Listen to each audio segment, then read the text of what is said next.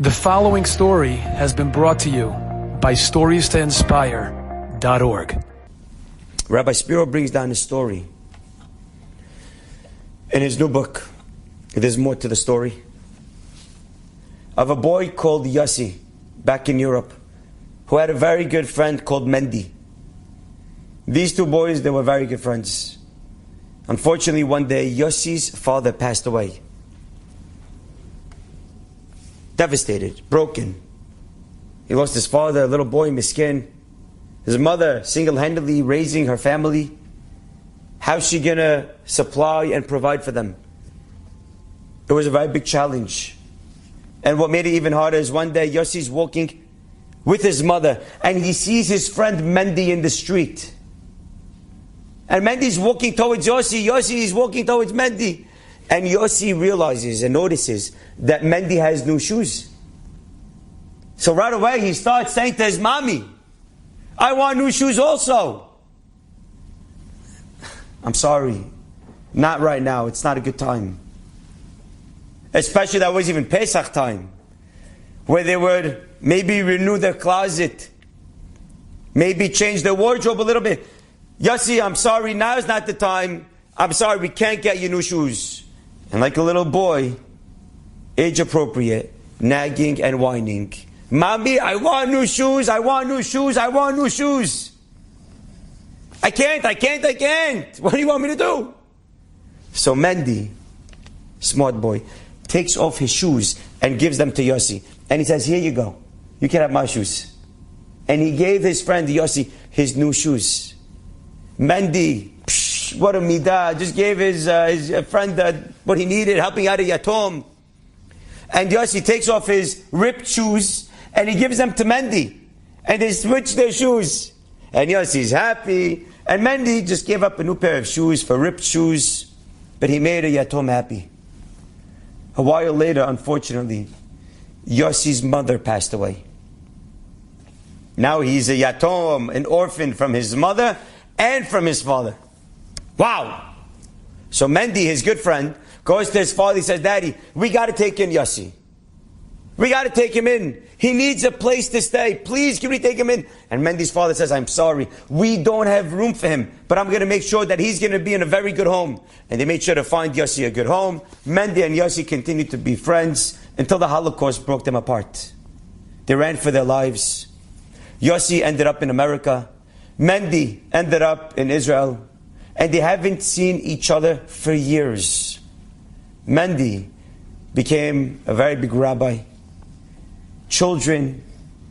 And he was getting to a point that he had to make a wedding for one of his daughters. And the time was Tisha B'Av, where he had a custom of going every Leil or every day of Tisha B'Av to the Kotel. And that Tisha B'Av was boiling. And his wife said, Mendy, you can't go to the Kotel. It's boiling today. And he told his wife, I have to go. I go every year.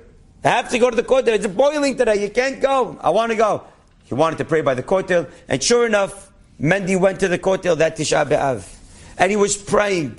And as he was there, he felt somebody staring him down. You know when sometimes you could just feel someone staring at you? So he changes his spot. And he moves to a different location. And again, he feels that someone is staring at him. He feels uncomfortable. He wants to pray. And someone is staring him down. He looks and he sees that sure enough, there's someone that's staring at him. So they make eye contact. And the gentleman that's staring at Rabbi Mendy looks at him. And he says, Mendy? And Mendy looks at the man. And he says, Yossi? Woo! The two friends, they haven't met in many years. And they were reunited by the Kotel. And Yossi takes out his checkbook. And he starts writing out a check for $20,000. Which today would be the equivalent to $150,000. And he hands it over to Mendy. And he says, I never paid you back for the shoes. I don't know how much shoes cost back in Europe. I'm sure it's not $150,000. But Yossi knew what it needs to have Hakarat Hatov. You were there for me when I needed you. I was a little boy. What he was going through. He just lost his father. His shoes were ripped. He's walking in mud. He's walking in puddles of water.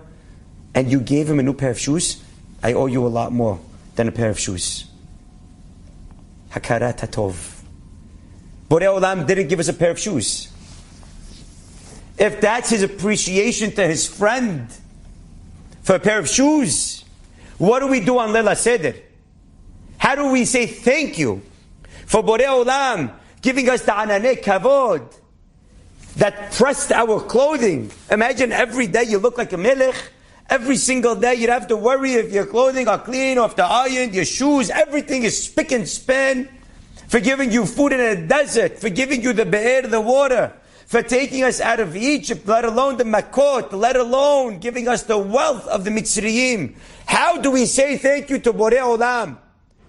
How many lifetimes will it take to say thank you, Borei Olam? The purpose of Leila Seder, Hakarat Hatov, appreciating all the infinite chasadim that Borei Olam has done, does, and will always do for Bnei Yisrael. Enjoyed this story? Come again. Bring a friend. StoriesToInspire.org